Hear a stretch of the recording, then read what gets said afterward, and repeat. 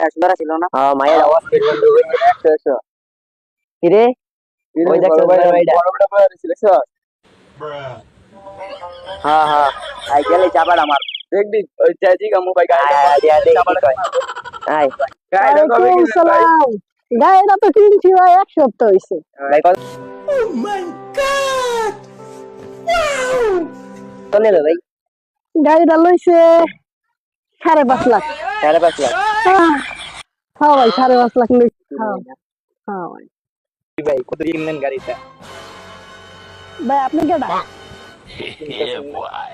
হ্যাঁ।